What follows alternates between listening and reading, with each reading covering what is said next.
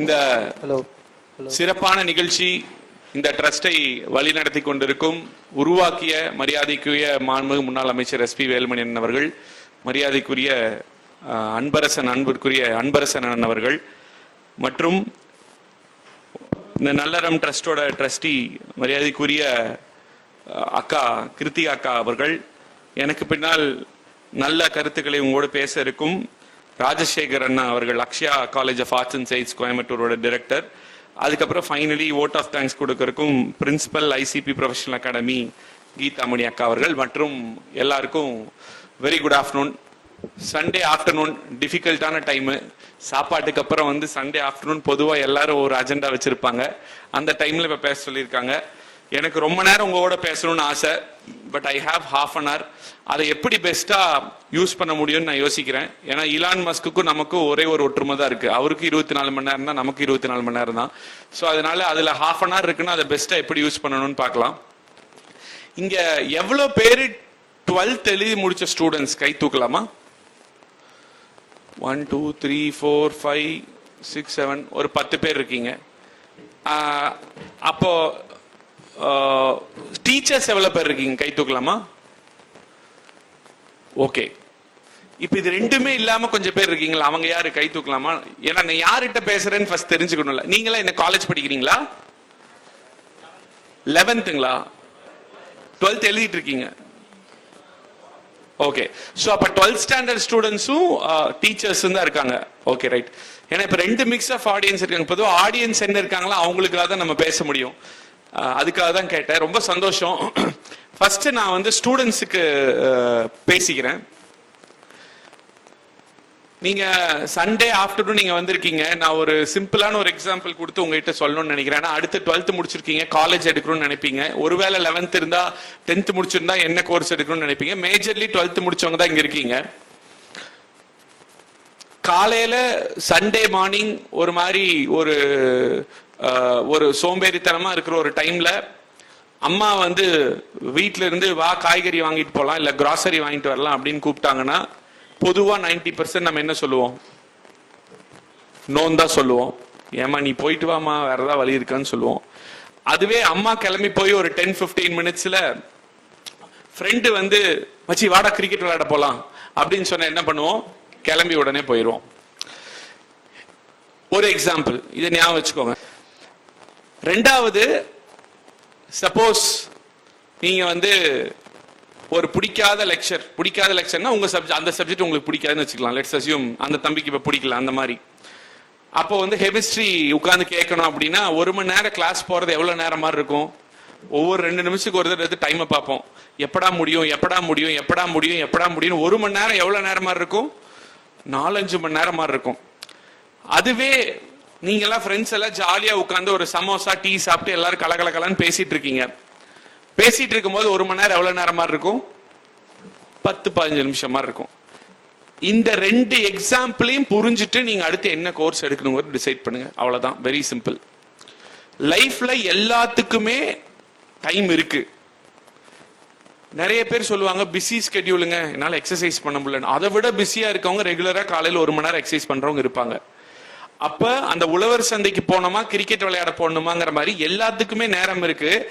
நமக்கு அதுக்கு நேரம் ஒதுக்க தேவையா, நேரம் ஒதுக்கணும்னு நம்ம நினைக்கிறோமா அப்படிங்கிறது முதல் கேள்வி. ரெண்டாவது, அதே 1 மணி நேரம் தான், வாட்ச் ஒரே தான் டிக் டிக் டிக்னு போகுது. அதே 60 நிமிஷம் தான். என் ஃப்ரெண்டு கிட்ட பேசும்போது எனக்கு 20 நிமிஷம் மாதிரி தெரியுது. எனக்கு பிடிக்காத ஒரு லெக்சர் அட்டன் பண்ணும்போது ஒரு 2 மணி நேரம் மாதிரி தெரியுது. அப்ப time is very very subjective. அப்ப நமக்கு பிடிச்ச விஷயத்தை செய்யும் போது நமக்கு நேரம் போறது காலம் போறது எதுவுமே தெரியல, நம்ம ரொம்ப என்ஜாய் பண்ணி பண்றோம். இத 2 பேஸ் பண்ணி நீங்க காலேஜ் சூஸ் பண்ணுங்க. நீங்க 12th ஸ்டாண்டர்ட் அப்படிங்கறனால நான் சொல்றேன்.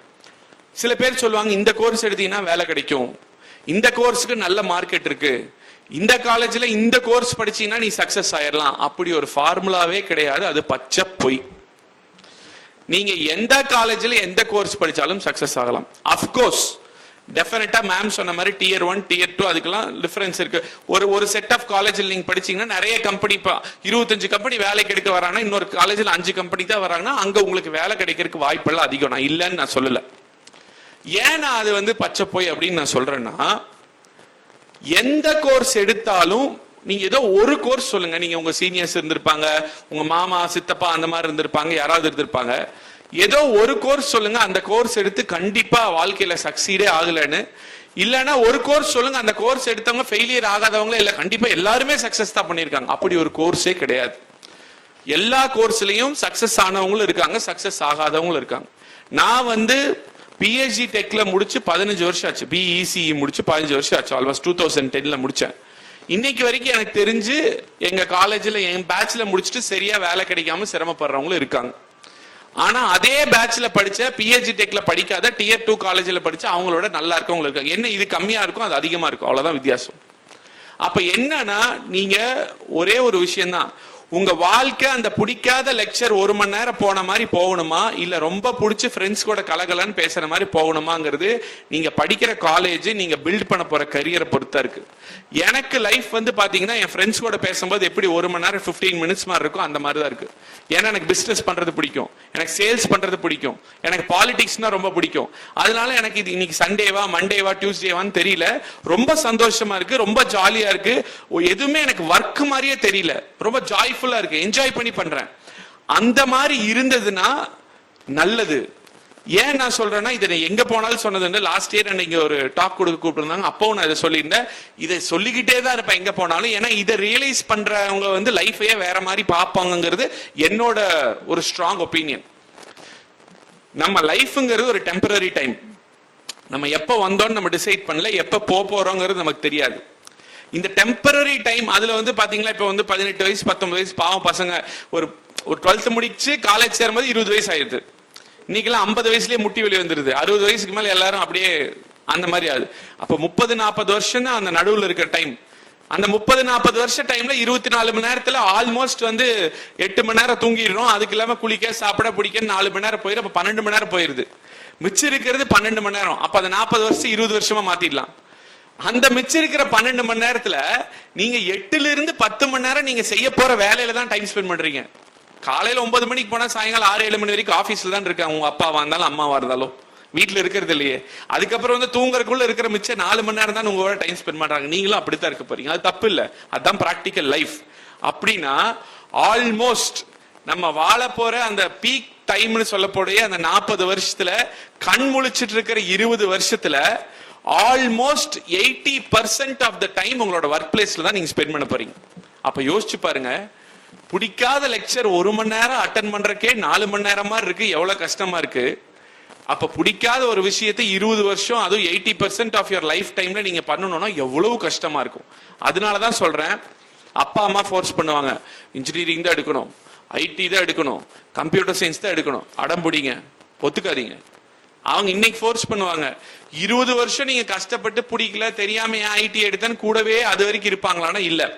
ஆனா நீங்க இங்க ஒண்ணு புரிஞ்சுக்கணும், அப்பா அம்மா ஃபோர்ஸ் பண்றாங்கன்னா சும்மா நாச்சிக்கு ஃபோர்ஸ் பண்ணல. அவங்களுக்கு ஒரு பயம், நம்ம பையனோ பொண்ணோ வாழ்க்கையில் நல்லா இருக்கணும், ஃபியூச்சர்ல வந்து நல்லா இல்லாம போயிருவாங்களோ, நல்ல கோர்ஸ் எடுக்கணும் அப்படிங்கறதுக்காக தான் அவங்க ஃபோர்ஸ் பண்றாங்க. அடம்பிடிங்கன்னா சண்டை போட சொல்ல, அவங்கள கன்வின்ஸ் பண்ணுங்க.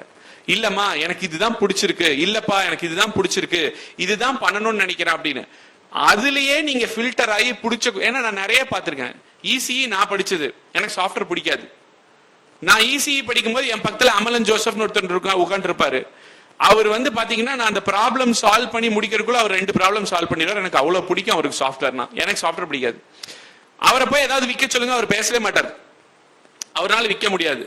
நீங்க என்கிட்ட என்ன கொடுத்தாலும் நான் வித்துருவேன். என்னால பேச முடியும், எனக்கு பேச பிடிக்கும், அதனால முடியும். அதே எனக்கு அமலன் ஜோசப் அடுத்த ரோல் நம்பர் அங்க அருண்குமார், அமலனுக்கு அடுத்து. ஏன் நான் ரோல் நம்பர் கிட்டல, நான் அவங்க கூட உட்காருவேன். ஏன்னா பூவோடு சேர்ந்து நாரும் மணக்குமார் அவங்க கூட உட்கார்ந்தா அவங்க ஃபாஸ்டா இருப்பாங்க, கொஞ்சம் பிக்கப் பண்ணிக்கலாம் அப்படின்னு சொல்லிட்டு. அருண்குமாருக்கு அப்பவே வந்து ரொம்ப ஒரு தெளிவு, நான் ஐஏஎஸ் யூபிஎஸ்சி ஆகணுங்கிறது தான் தேவை, என்னோட கிளாஸ்மேட்டு.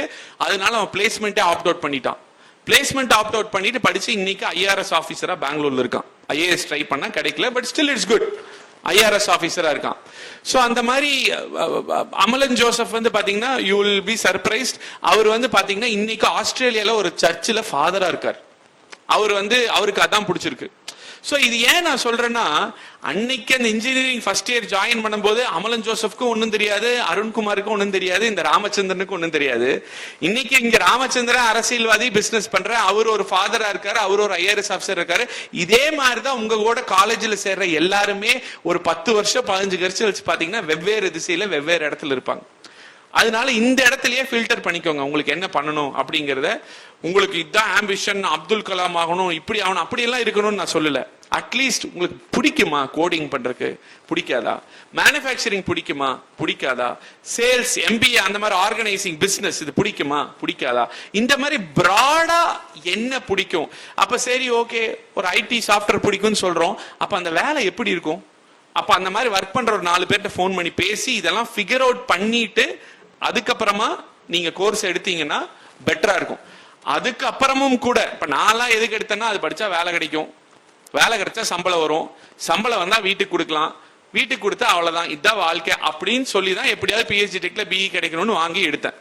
பட் அது சரி இல்லை. அப்படி நம்ம ஒரு குறுகிய மனப்பான்மையோட நம்மளோட எஜுகேஷனை பார்க்க கூடாதுங்கிறது எனக்கு 7 வருஷம் ஆச்சு கண்டுபிடிக்க. நீங்க அந்த 7 வருஷத்தை வீண் பண்ண வேணாம். இப்பவே இந்த செஷன்லயே ஃபிகர் அவுட் பண்ணிட்டு அதை டிசைட் பண்ணிக்கோங்க. இது ரொம்ப ரொம்ப முக்கியம். அடுத்து நான் Q&Aல நிறைய டைம் ஸ்பெண்ட் பண்ணணும்னு நினைக்கிறேன். இதுதான் ஒரே இன்ஃபர்மேஷன். இன்னைக்கு வந்துட்டு போன ஸ்டூடெண்ட்ஸ் இவர் செஷன் அட்டன் பண்ணோம் என்ன அப்படின்னா, நீங்க திரும்பி போகும்போது உங்களுக்கு 3 விஷயம் ஞாபகம் இருந்தா I'll be very very happy. ஒன்று, உழவர் சந்தை, கிரிக்கெட். உழவர் சந்தைக்கு போகணும்னு தோணுது, கிரிக்கெட்டுக்கு போகணும், அப்ப ப்ரையாரிட்டைஸ் பண்ணுவோம். பிடிச்சாதான் ப்ரையாரிட்டைஸ் பண்ணுவோம். அப்ப அந்த 1 மணி நேரம் கெமிஸ்ட்ரி லெக்சரா இல்ல 1 மணி நேரம் ஃப்ரெண்ட்ஸ் கூட பேசுறதா, 1 மணி நேரம் 2 மணி நேரமா தெரியுது. அப்ப அந்த கெமிஸ்ட்ரி லெக்சர் மாதிரி வாழ்க்கை போரிங்கா இருக்கணுமா, இல்ல கெமிஸ்ட்ரி உங்களுக்கு பிடிக்குமா இருக்கு, எக்ஸாம்பிளுக்காக சொல்றேன், இல்ல ரொம்ப ஜாலியா இருக்கணுமா? அப்ப இதை பொறுத்து நம்ம பிடிச்சது செஞ்சா வாழ்க்கையில சந்தோஷமா இருக்கலாம், ஒர்க் பண்ண மாதிரியே தெரியாது, சக்சஸ் ஆகலாம். இதை மட்டும் எடுத்துட்டு போங்க ஸ்டூடெண்ட்ஸ். இதை தாண்டி எங்கிட்ட சொல்றதுக்கு எதுவுமே இல்லை. இதை நீங்க எடுத்துட்டு போய் இம்ப்ளிமெண்ட் பண்ணீங்கனால you will live a happy blissful life. உங்களை சுத்தி இருக்கவங்க ஹாப்பியா பிளிஸ்ஃபுல்லா இருப்பாங்க, நிறைய டிஃபரெண்டா பண்ணுவீங்க. அடுத்து டீச்சர்ஸ்க்கு ஒரு பிக் சல்யூட். ஏன்னா நிறைய டைம் நீங்க என்ன பண்ணுவீங்கன்னா, நீங்க என்ன பண்றீங்க அப்படின்னு தெரியாமையே மேஜிக் நிறைய பண்ணிடுவீங்க. நான் ஒரு எக்ஸாம்பிள் சொல்றேன். எனக்கு வந்து மேனகா மேம் அப்படின்னு சொல்லிட்டு ஒருத்தங்க இருந்தாங்க. நான் ஃபர்ஸ்ட் பாலிடெக்னிக் தான் படித்தேன், அதுக்கப்புறம் தான் BE படித்தேன். ஃபர்ஸ்ட் கிளாஸ் வந்து பாத்தீங்கன்னா evening around 4 o'clock sandwich triple. நான் அப்போ வந்து மெக்கட்ரானிக்ஸ் எடுக்கலாம்னு முடிவு பண்ணியிருந்தேன். ஏன்னா மெக்கானிக்கல் எவர்கிரீன் நாங்க, எலக்ட்ரானிக்ஸ் எவர்கிரீன் நாங்க. அப்ப டிப்ளமோ மெக்கட்ரானிக்ஸ் எடுத்தா சூப்பர் டூப்பர், 2 எவர்கிரீன் சேர்ந்தா எவர்கிரீன் ஸ்கொயர், நம்ம கண்டிப்பா வேலை கிடைச்சிடும் அப்படின்னு சொல்லி தான் எடுத்தேன். அதுக்கப்புறம் மெக்கட்ரானிக்ஸ் கிடைக்கல நம்ம எடுத்த ஸ்கோருக்கு. சரி, இதுதான் கிடைச்சது, போயாச்சு. ஃபர்ஸ்ட் கிளாஸ் சாண்ட்விச்னா டே டைம்ல நம்ம வந்து பொதுவா இண்டஸ்ட்ரிக்கு போகணும். ஈவினிங் 4 to 8 தான் கிளாஸ் இருக்கும். நாங்க போய் உட்காந்துட்டோம். 30 பேர் தான் எங்க கிளாஸ், 28 பேர் தான் எல்லாரும் உட்காந்துருக்கோம். எல்லாரும் 16 வயசு. இப்போ எனக்கு அப்படித்தான் இருக்கு, பட் சொல்றேன். அங்க உட்காந்துருக்கோம். மேம் வந்துட்டு ஃபர்ஸ்ட் வந்தோன்னே முன்னாடி வந்து ஒவ்வொருத்தர யாராவது இன்ட்ரடியூஸ் பண்ணுங்க அப்படிங்கிறாங்க. மேனகா மேம். எல்லாரும் அமைதியா உட்காந்துருக்கோம். நானும் ஒரு 3வது ரோல உட்காந்துருந்தேன். என்னடா இது வம்பா போச்சு அப்படின்னு. இங்கிலீஷ் கிளாஸ், அமைதியா உட்காந்துருந்தோம். மேம் சொல்லிட்டாங்க 50 நிமிஷம் 1 மணி நேரம் கிளாஸ் முடியற வரைக்கும் யாரு வரலன்னா இதே மாதிரி உட்காந்துட்டு எஞ்சி போயிடுவேன். முன்னாடி வந்து பேசணும், இது இங்கிலீஷ் கம்யூனிகேஷன் கிளாஸ், உங்களை வந்து நீங்க இன்ட்ரடியூஸ் பண்ணணும், அவ்வளவுதான். நாங்க 10 நிமிஷம் போச்சு, 15 நிமிஷம் போச்சு. அப்புறம் நம்ம மெதுவா கை தூக்கணும்னா மேம் வந்து சரி வாங்க பேசுங்க அப்படின்னாங்க. நான் வந்து முன்னாடி பொதுவா வந்து நீங்க நோட் பண்ணிருக்கீங்களா இல்லையான்னு தெரியல, கொஞ்சம் நம்ம முன்னாடி போய் பேசுறது, நான் முன்னாடி எல்லாம் நிறைய போய் பேசினது இல்ல. ஸ்கூல் டைம் 1 டைம் 2 டைம் தான் 3 டைம் தான் வந்து ஸ்பீச்சா கொடுத்துருக்கேன். கிளாஸ் லீடரா இருந்திருக்கேன், அதெல்லாம் வேற. பட் அந்த மாதிரி போய் நின்று பேசி ஒரு ஸ்பீச் மாதிரி கொடுத்து மேம் முன்னாடி எல்லாம் ரொம்ப குறைவா தான் கொடுத்துருக்கேன். அப்போ சரின்னு சொல்லிட்டு அங்க போய் நின்றுட்டு, அப்ப பேசும்போது தைரியம் இல்லைன்னு நம்ம எப்படி பேசுவோம், கத்தி பேசுவோம். ஐ ஆம் Ramachandran, I am from this place, my father is so and so, my mother is so and so, அந்த மாதிரி கத்தி பேசிட்டு உடனே மேம் வந்து திடீர்னு எல்லாம் முடிஞ்சோன்னு எல்லாரும் உனக்கு ஒரு கை தட்டுங்க, எவ்வளவு நல்லா பேசுறான், எவ்வளவு கான்பிடென்டா பேசுறான், சூப்பரா பேசுறான்னு நான் நம்பிட்டேன் உண்மைன்னு சொல்லிட்டு. அப்படி எனக்கு அப்படியே ஸ்டைல காலர்லாம் தூக்கி விட்டு 30 பேர் யாருமே வரல, நம்ம மட்டும் வந்து பேசிருக்கோம். நம்ம இவ்வளவு நல்லா பேசுறோமா, இத்தனை நாள் நமக்கு தெரியவே இல்லையே, மேம் சொல்லி தான் நமக்கு தெரிஞ்சிருக்கு அப்படின்னு சொல்லிட்டு நான் வந்து சீட்ல உட்கார்ந்ததுக்கு அப்புறம் முதல் ஆள் வர்றதுதான் கஷ்டம். இப்ப நானே கேள்வி கேளுங்கன்னு சொன்னா மெதுவா அரை கை ஒரு கை வரும். முதல் ஆள் கேள்வி கேட்டா டக் டக் டக்கு நீங்க நிறைய கேள்வி கேட்பீங்க. அப்புறம் எல்லாரும் ஒவ்வொருத்தரா வந்து பேசினாங்க. அதுக்கப்புறம் ஒரு 4 வருஷத்துல செமினாரு எடுக்கணும் இல்ல ஏதாவது பேப்பர் பிரசன்டேஷன் ஏதாவதுன்னு சொன்னா டக்குன்னு நான் கை தூக்கிடுவேன். ஏன்னா மேம் தான் சொல்லிட்டாங்களே நல்லா பேசுவேன்னு சொல்லிட்டு போய் பேசி பேசி பேசி பேசி பேசி எனக்கே தெரியல, கிராமர் மிஸ்டேக் கூட பேசுவேன், தப்பா பேசுவேன், மாத்தி மாத்தி பேசுவேன். ஆனா தப்புன்னு தெரிஞ்சாதானே பயப்படுவோம், பயப்படாம பேசியாச்சு. இன்னைக்கு நான் உங்க முன்னாடி இப்படி நின்று பேசுறேன்னா, டெட்எக்ஸ்ல பேசியிருக்கேன், ஐஎம் அஹமதாபாத்ல பேசியிருக்கேன், ஐஐடி காந்தி நகர்ல பேசியிருக்கேன், பொலிட்டிக்கல் மீட்டிங்ல 40,000 பேர் முன்னாடி பேசியிருக்கேன். இவ்வளோ நல்லா எனக்கு கொஞ்சம் கூட இன்ஹிபிஷனே இல்லாம இவ்வளோ தைரியமா என்னால உங்க முன்னாடி நின்று ஒரு பேப்பர் அது இது இல்லாம பேச முடியுதுன்னா அதுக்கு பிள்ளையார் சொல்லி போட்டது மேனகா மேம். அதை அடுத்த லெவல் கொண்டு போனது, அப்பயும் பேப்பர் வச்சு தான் பேசிட்டு இருந்தேன், அதுக்கு அடுத்த லெவல் கொண்டு போனது இன்னொரு சார். ஏன்னா டிப்ளமா ட்ரிபிள் ஃபைனல் இயர் வரும்போது சாண்ட்விச்ல ஒரு அசோசியேஷன் இருக்கும், ட்ரிபிள் அசோசியேஷன் சொல்லுவாங்க, டிபார்ட்மெண்ட் அசோசியேஷன். அதுல ஃபங்க்ஷன் வைப்பாங்க. சரின்னு சொல்லிட்டு நானும் போய் ஃபங்க்ஷன்ல vote of thanks welcome address ஏதோ ஒரு வாய்ப்பு கிடைச்சா அப்போ எல்லாருமே போய் இப்படி படிப்பாங்க. போயிட்டு அப்போ சொன்னேன்ல, நான் இப்ப படிச்சேன்ல, இந்த மாதிரி பேர் மாறதா கூடாதுங்க பார்த்தேன். I welcome this person, welcome you sir, I welcome this person, welcome you sir, அப்படி வரிசையா சொல்லிட்டு தேங்க்யூ அப்படின்னு வந்துருவாங்க. நான் யோசிச்சேன், நம்ம இதே மாதிரி எல்லாம் பண்றாங்க, இந்த சீஃப் கெஸ்ட் வரவங்க எல்லாம் பேப்பர் எல்லாம் பேசுறாங்களே, நம்ம பேப்பர் எல்லாம் ஏன் பேசக்கூடாது அப்படின்னு. அதுக்கப்புறம் என்ன பண்ண, போயிட்டு யாரெல்லாம் இவங்கன்னு சொல்லிட்டு மெமரைஸ் பண்ணி வச்சுட்டு போயிட்டு எதுக்கு ஜோப்ல வச்சுட்டு அங்க போய் அத்தனை பேர் முன்னாடி அசிங்கமாயிருக்கூடாது, போய் நின்று பேப்பர் எல்லாமே பேசிட்டு வந்துட்டேன். அது யாருக்குமே தெரியாது, எனக்கு மட்டும் தான் தெரியும். ரொம்ப சந்தோஷம், பேப்பர் எல்லாம் இன்னைக்கு ஒரு பப்ளிக் ஸ்பீச் நம்ம பண்ணிட்டோம், எதையோ சாதிச்சுட்டு ஒரு ஃபீலிங். அப்புறம் சரின்னு ஈவினிங் கிளாஸ் அதே மாதிரி 4 மணிக்கு வந்தோடனே நசீர் சார் அவர் எங்களுக்கு கிளாஸ் எடுப்பார். அவர் என்னையா அப்படிதான் எல்லாத்தையும் பேசுவார். என்னையா எல்லாம் நோட் பண்ணீங்களா டிப்ளமா பசங்க அப்படின்னு, சும்மா அது கீழ்த்தரமா பேசுறதுல ஒரு ஃபன்னா பேசுறாரு.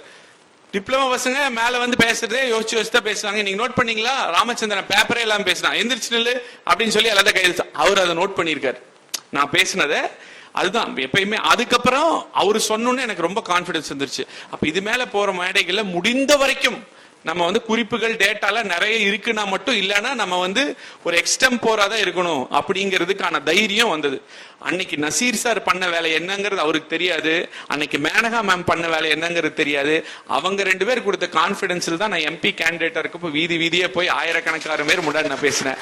அன்னைக்கு எம்பி கேண்டிடேட்டா நிப்பேன்னு எனக்கு தெரியாது, நான் எம்பி கேண்டிடேட்டா நிப்பேன்னு அவங்களுக்கும் தெரியாது. சோ இதுதான் ஒரு டீச்சர் ஸ்டூடெண்ட் ரிலேஷன்ஷிப் நடுவில் இருக்கிற ஒரு பியூட்டி. அவங்க ஒரு ஒரு ஒரு ஒரு ஒரு டச் பண்ணுவாங்க, ஒரு சப்போர்ட் கொடுப்பாங்க, ஒரு ஃபீட்பேக் கொடுப்பாங்க, ஜென்யூனா கொடுப்பாங்க, மனதார கொடுப்பாங்க. அதோட இம்பாக்ட் என்ன அப்படிங்கிறது பின்னாடி ரொம்ப நாள் கழிச்சு தான் தெரியும். அப்போ உடனே எல்லாம் தெரியவே தெரியாது. ஸோ அதனால இங்க இருக்கிற டீச்சர்ஸ் எல்லாத்துக்கும் நான் அட்வைஸ் பண்றக்கோ சொல்றக்கோ எதுவுமே இல்லை. உங்களுக்கு எல்லாத்துக்கும் ஹேட்ஸ் ஆஃப். நிறைய மேனகா மேம்களும் நிறைய நசீர் சாரும் இந்த உலகம் பூரா இருக்கிறாங்க. அதே மாதிரி கத்துக்கிட்டு நிறைய ராமச்சந்திரங்களும் நாங்க கத்துக்கிட்டே இருக்கோம். அதுக்கு உங்க எல்லாத்துக்கும் தலை வணங்குறேன் என்னன்னு சொல்லிட்டு I have 10 more minutes, 20 minutes பேசியாச்சு. கொஸ்டின் அண்ட் ஆன்சர் வைக்கலாம், ஏன்னா அப்பதான் ரெலவெண்டா இருக்கும். ஸ்டூடெண்ட்ஸ் என்ன கொஸ்டின் இருக்கோ கேளுங்க, நான் அதுக்கு ஆன்சர் பண்ணும் அப்படின்னு நினைக்கிறேன். கிளாஸ் ரூம் ஸ்டைல்ல எப்படி இருந்தது அப்படின்னு கேட்டார். ஸோ தேங்க்யூ சார், நான் சொல்றேன், ப்ளீஸ் சிட் டவுன். ஸோ அங்க எப்படின்னா சார், இங்க எவ்வளவு பேருக்கு ஐஎம் அஹமதாபாத் தெரியும், நான் அவங்களுக்கு கேட்டுக்கிறேன், கேட்டு பதில் சொல்றேன். பின்னாடி உட்கார்ந்து இருக்க ஸ்டூடெண்ட்ஸ்க்கு எவ்வளவு பேருக்கு ஐஎம் அஹமதாபாத் தெரியுங்கிறவங்க மட்டும் கை தூக்க. ஓகே, இன்னும் ஒரு ஸ்மால் இன்ட்ரோடக்ஷன் சொல்றேன். ஐஎம் அஹமதாபாத்ங்கிறது ஒரு எம்பிஏ படிக்கிறதுக்கான ஒரு பி ஸ்கூல். அது பாத்தீங்கன்னா இந்தியால நம்பர் 1, வேர்ல்டுல ஒரு டாப் 15-20 வந்துடும். உலகத்திலேயே 20 இடத்துக்குள்ள வந்துடும். இந்தியால நம்பர் 1. ஒரு 2 லட்சம் பேர் ஒரு எக்ஸாம் எழுதுவாங்க. எழுதினோம்னா அதுல ஒரு டாப் 400 பீப்புளுக்கு அதுல கிடைக்கும். அது எக்ஸாம் மட்டும் இல்ல, எக்ஸாம் பார்ப்பாங்க, ஸ்கோர் 10th ஸ்கோர் பார்ப்பாங்க, 12th ஸ்கோர் பார்ப்பாங்க, காலேஜ் ஸ்கோர் பார்ப்பாங்க, ஒர்க் எக்ஸ்பீரியன்ஸ் பார்ப்பாங்க, குரூப் டிஸ்கஷன் வச்சு ஒரு ஸ்கோர் பண்ணுவாங்க, எஸ்ஏல சொல்லி ஒரு ஸ்கோர் பண்ணுவாங்க, உங்களை இன்டர்வியூ பண்ணி ஒரு ஸ்கோர் பண்ணுவாங்க. இது எல்லா ஸ்கோரையும் கன்சாலிடேட் பண்ணி டாப் 400 மெம்பர்ஸ்க்கு கிடைக்கும். சோ அங்க என்ன ஸ்பெஷல்? ஒண்ணு நான் சொன்ன மாதிரி ஃபில்டர் பண்றதுலயே பாத்தீங்கன்னா ரொம்ப இவ்வளவு பெரிய ஃபில்டர் ப்ராசஸ் இருக்கிற மாதிரி, ஒரு ஐஏஎஸ் ஐபிஎஸ் இருக்கிற மாதிரி இருக்கிறனால வர்றவங்களே பாத்தீங்கன்னா ஒரு அதுக்கு ஏன்னா ஃபைட் போட்டு போட்டு போட்டு ஐஐடி ஜெய் கிராக் பண்ற மாதிரி பண்றங்காட்டிக்கு ஒரு செல்ஃப் மோட்டிவேட்டடா இருக்கிறதுக்கு அதிக வாய்ப்பு இருக்கு.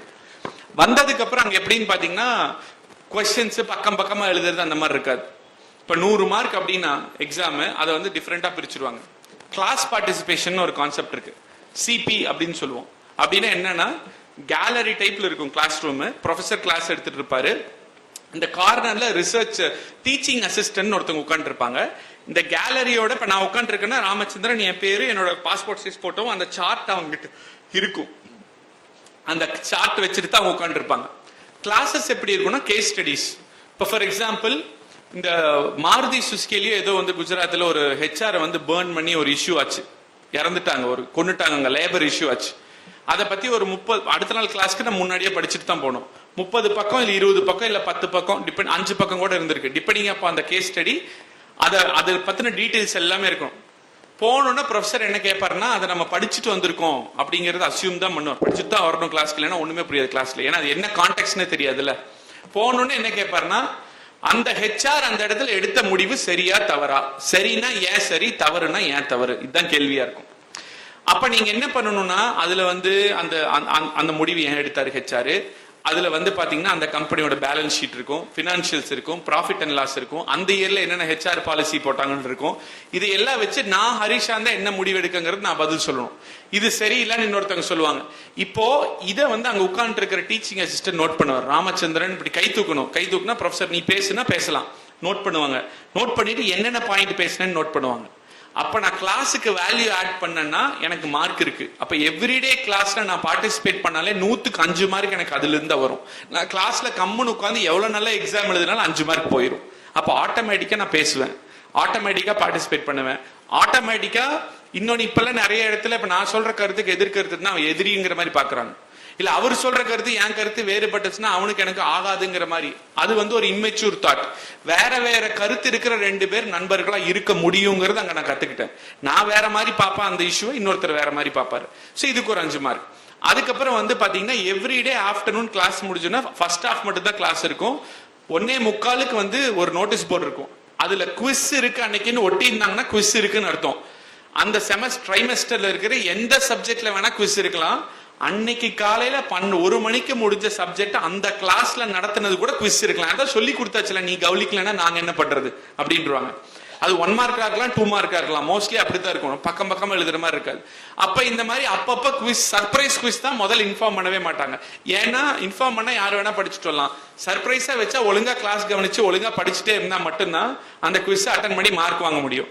அதுக்கு ஒரு பர்சன்டேஜ் மார்க் இருக்கும். அதுக்கப்புறம் இது கொடுப்பாங்க அசைன்மெண்ட்ஸ், அதுக்கு ஒரு பர்சன்டேஜ் மார்க் இருக்கும். அதுக்கப்புறம் நீங்கெல்லாம் வந்து இந்த இன்டரிம் எக்ஸாம்னு நம்ம சொல்றோம்ல, இன்டர்னல் டெஸ்ட்னு, அந்த மாதிரி டெஸ்ட்ஸ் இருக்கும், அதுக்கு ஒரு பர்சன்டேஜ் மார்க் இருக்கும். ப்ராஜெக்ட்ஸ் கொடுப்பாங்க, அதுக்கு ஒரு பர்சன்டேஜ் மார்க் இருக்கும். அதுக்கப்புறம் ஃபைனல் எக்ஸாம் இருக்கும், அதுக்கு ஒரு பர்சன்டேஜ் மார்க் இருக்கும். ஸோ இது ஏன் இந்த மாதிரி வைக்கிறாங்கன்னா கடைசி வரைக்கும் ஒண்ணுமே படிக்காம கடைசியில வந்துட்டு புக் எடுத்து உட்காந்து மக் அடிச்சு அடிச்சு அடிச்சு மார்க் வாங்குற மாதிரி வாங்க முடியாது. கன்சிஸ்டன்டா டே 1ல இருந்து கடைசி வரைக்கும் ஃபைனல் எக்ஸாம் 30% தான் வெயிட்டேஜே இருக்கும். 100க்கு 30 மார்க் தான் நீங்க ஃபைனல் எக்ஸாமே எழுதுவீங்க. அப்ப முதல் 70 மார்க் நீங்க ஒத்துட்டீங்கன்னா 30 தான் வாங்க முடியும், பாஸ் ஆக முடியாது. ஃபைனல் எக்ஸாம் நீங்க 100க்கு 100 வாங்கினா கூட. சோ அப்ப கன்சிஸ்டன்ட் பர்ஃபார்மன்ஸ் இருக்கணும், அப்படி இருக்கும். இப்படிதான் சார் இருக்கும் இந்த எக்கோசிஸ்டம். தேங்க்யூ. Thank you sir.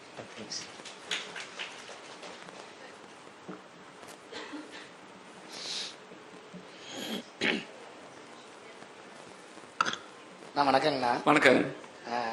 நீங்க நிறைய பேத்த பார்த்துருப்பீங்க. எதை பார்த்து இன்ஸ்பயர் ஆகி நீங்க பாலிடிக்ஸ்ல வந்து வரணும் அப்படிங்கிறத வந்து நீங்க ரோல் ஆன் பண்ணீங்க? இப்போ ஸ்டூடெண்ட்டுக்கு பாலிடிக்ஸ் மேல ஒரு இன்ட்ரெஸ்ட் கிரியேட் பண்றதுக்கு நீங்க என்ன நினைக்கிறீங்கன்ட்டுங்கண்ணா? Very good question. அவருக்கு ஒரு அப்ளாஸ். ஸோ நான் ஏன் வந்தேன்னா எங்க அப்பா 11 இயர்ஸ் இருக்கும்போது இறந்துட்டாரு. அவரு பாலிடிக்ஸ்ல இருந்தாரு.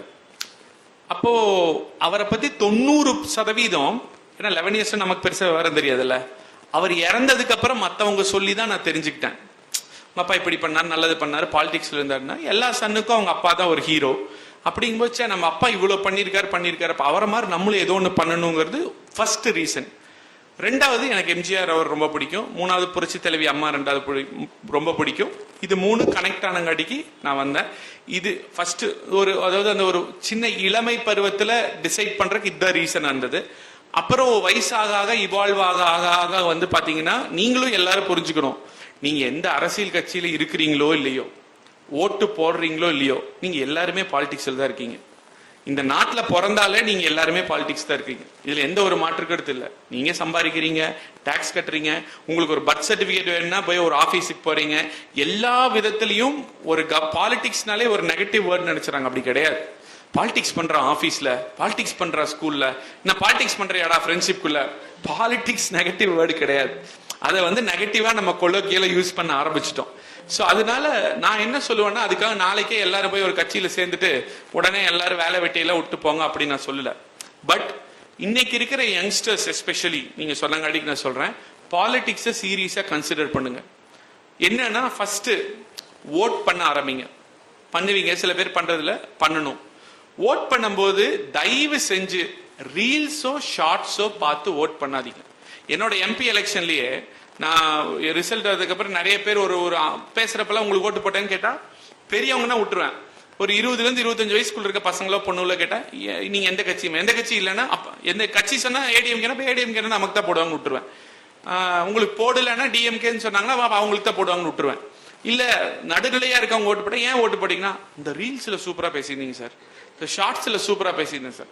நான் என்ன சொல்றேன்னா, நானே இருந்தாலும் 30 செகண்ட் ஒரு நிமிஷம் ஒருத்தனை வந்து ரொம்ப நல்லவனாவோ ஒரு ஒரு ஒரு ஒரு நல்ல ஓட்டு போடலாங்கிற மாதிரி இம்ப்ரெஸ் பண்ற மாதிரி காமிச்சிக்கிறது ரொம்ப ஈஸி. ஆனா வந்து உண்மையில அவங்க அப்படித்தான் இருக்காங்களான்னா நமக்கு தெரியாது. இன்னைக்கு என்ன அன்பார்ச்சுனேட்லி ஒரு 20 பசங்க வந்தாங்க வீட்டுல, ஒரு பிரைவேட் காலேஜ்ல இருந்து பார்ட்டியில சேரணும்னு சேர்த்துட்டேன். அந்த 20 பேர்ட்ட கேட்டா ஃபேஸ்புக்ல யாரும் இல்ல, இன்ஸ்டாகிராம்ல 20 பேர் இருக்காங்க, ட்விட்டர்ல 20ல 2 பேர் இருக்காங்க, லிங்க்டின்ல 20ல 20 பேர் இருக்காங்க. இன்ஸ்டாகிராமும் யூடியூப் கேளிக்கைக்காக என்டர்டைன்மெண்ட்காக இருக்காங்க. லிங்க்டின்ல ஏன் இருக்காங்கன்னா அப்ப வேலை வாய்ப்பு ஜாப் ஆப்பர்ச்சுனிட்டிஸ்க்காக இருக்காங்க. அப்ப அவங்க கிட்ட கேட்டா அவங்க இன்ஸ்டாகிராம் பார்த்து நிறைய இன்ஃப்ளூயன்ஸ் ஆகுறாங்க. தப்பு இல்ல, இன்ஸ்டாகிராம் பார்த்து ஓ இவர் நல்லா பேசுறாரு ஓகே, அதை வச்சு மட்டும் ஓட்டு போடாதீங்க. அதை தாண்டி அவரோட பெரிய இன்டர்வியூ ஏதாவது பாருங்க, 1/2 hour 1 hour, அவர் என்ன சொல்றாருன்னு பாருங்க. என்ன சொல்றாருங்கோட இதுக்கு முன்னாடி என்ன செஞ்சிருக்காருன்னு பாருங்க. இப்ப சப்போஸ் 10 வருஷமா அவர் ஒரு கேண்டிடேட்டாவோ பார்ட்டிலயோ இருக்காருன்னா கன்சிஸ்டன்டா என்ன பேசுறாரு, அன்னைக்கு ஒண்ணு இன்னைக்கு ஒண்ணு பேசுறாரா, மாத்தி பேசுறாரா, இல்ல கன்சிஸ்டன்டா பேசுறாரா? உங்க தொகுதியை சார்ந்தவர்னா அவர் என்ன பண்ணணும்னு நினைக்கிறாரு உங்களுக்கு. இப்ப அவர் ஒரு பார்ட்டியை சேர்ந்தவரா அந்த பார்ட்டி உங்க தொகுதிக்கு இல்ல தமிழ்நாட்டுக்கு என்ன பண்ணணும்னு நினைக்குது. இவ்வளவுதான். அதுக்காக நீங்க நல்லா பிஹெச்டி பண்ணுங்கன்னு நான் சொல்ல. இந்த அளவு திங்க் பண்ணிட்டு அப்புறமா ஓட் பண்ணுங்க. ஃபர்ஸ்ட் இது பண்ணீங்கனாலே நீங்க பாலிடிக்ஸுக்கு நீங்க மிகப்பெரிய கான்ட்ரிபியூஷன் பண்றீங்கன்னு நான் சொல்லுவேன். இதை 90% பேர் சரியா பண்ணாதங்காட்டிக்கு தான் பாலிடிக்ஸ்ல நிறைய விஷயம் சரியா நடக்கிறது இல்லை. ரெண்டாவது, நீங்க என்ன பண்ணணும்னா, உங்களுக்கு எங்கேயாவது ஒரு ப்ராப்ளம் தமிழ்நாட்டிலயோ எங்கேயோ நடந்தா உங்களுக்கு பிளட் பாயில் ஆகுதா, என்னடா இது இப்படி இருக்கே நம்மளால எதுவும் பண்ண, எல்லாத்துக்கும் ஆகாது.